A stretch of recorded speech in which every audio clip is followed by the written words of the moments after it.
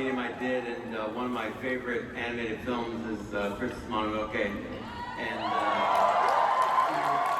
to honor that great film, one of the reasons why Ahsoka has two wolf fangs on her cheeks is because San and Mononoke did. So you would catch little things like that throughout. Obviously, I worked for years to get Ahsoka to ride a wolf, and finally I got to riding one, which is kind of it's selfish, I know, but I can't help it. I just love that image, and please, I'm gonna plug, he doesn't need it, but if you haven't seen Princess Mononoke, please watch it. It's just phenomenal. Support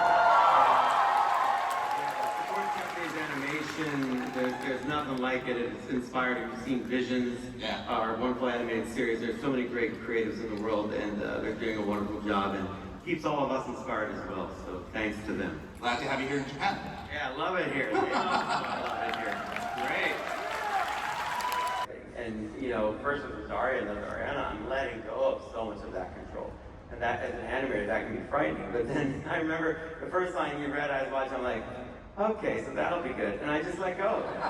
It was like a very Jedi thing. I just let go of that. I wasn't like worried. And with Ariana, that was one of the most surreal moments when she appeared in the head tails and came up to me, this little, and the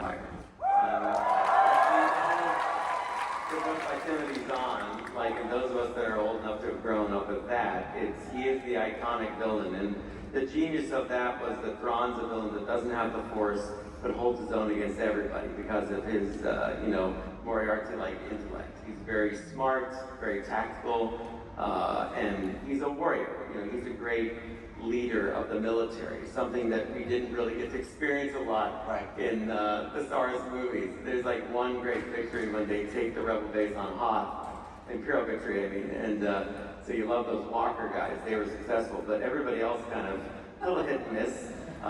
Despite being very precise, evidently, but Thrawn you think is something else, and Lars plays him brilliantly.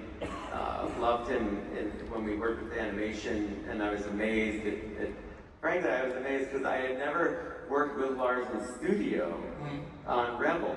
It was always remote. Right. And so I had no idea how tall he was. And I was like, this is perfect. Because I wanted a very tall, towering Thrawn because he actually looks imposing even next to Balin, who is large. And so, yeah, he's just the right villain for this era of the Empire trying to reform, trying to maintain its integrity and control, and with a cold calculation. That's Lars. Yeah. So John, any good story has a good villain, from your perspective? Every good story has a good villain, so what's your perspective? Oh, yeah, I mean, what's great is that this villain has been established already, as Dave pointed out. And you have to write the villain smart. Always a smart villain is always a scary villain. The ones who are just off their rocker, you know, they're fun to watch them chew up the scenery, but at the end of the day, they're not imposing. And a strong villain makes some strong heroes. And so you always have to judge. Usually if you look at, when you're filmmakers, you look at, you know if the villain's good, the rest of it's gonna be good. If the villain's wrong, it doesn't matter how good you depict your heroes. And so, he's the greatest person and such a great spirit on the show. I knew Ray from, working in voice acting with him, and I just always instantly connected with him and thought, when I make live action, I need this guy to portray a powerful Jedi Knight that I've had in mind. And he did not disappoint in any way. Ray was the most beautiful person on screen and off. He was wonderful to all of us. However big a loss you think it is, it's bigger. And it was a challenge for me to even consider continuing for a while. But I have a great support group with John and Rosario. And I found a way, and I had Ray in my head. And grateful for all the conversations with him about Balin. So I understood what to do. It just took a while to get there. But I'm very confident now that Ray would be happy with the direction that we've chosen. Spoke to his family about it because they were so important to Ray every day that we were working. And so we've continued because the character was meant to be important. He's meant to be the parallel to Ahsoka in every way. If there's a light, there's a dark, and Valen is representing a different journey for a Jedi that's lost his way, as much as you represent one that's kind of walked away from the Order, so did he. And that parallel is something that must continue. And yeah, I just kept hearing Rey, and I followed that, and it led us to the idea of bringing someone else in to play the part. In essence, because Rey had performed it so iconically, there's a blueprint for what this character should be. And then I talked with John, and John and I decided that we just needed to find the right person that would not just understand the character, but also understand a bit of what Rey brought to it as well. It's something imperceptible, something just in the eyes, really, to be honest. And I think we both felt very fortunate that things pointed towards and we met Rory McCann. And so Rory will be taking over the role of Valen.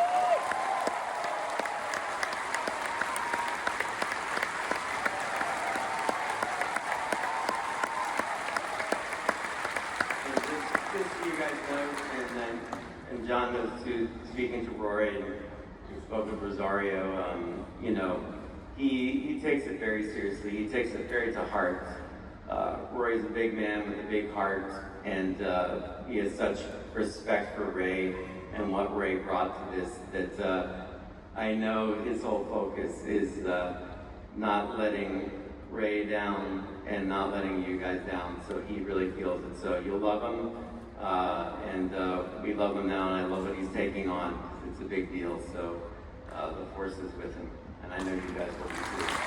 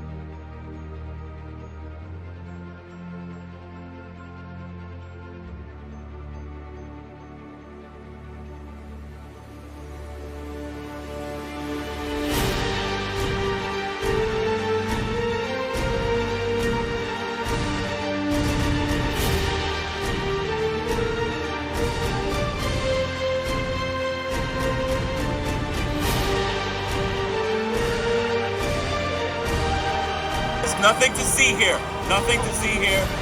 Go about your drinks. Jedi business. Jedi business. Sir?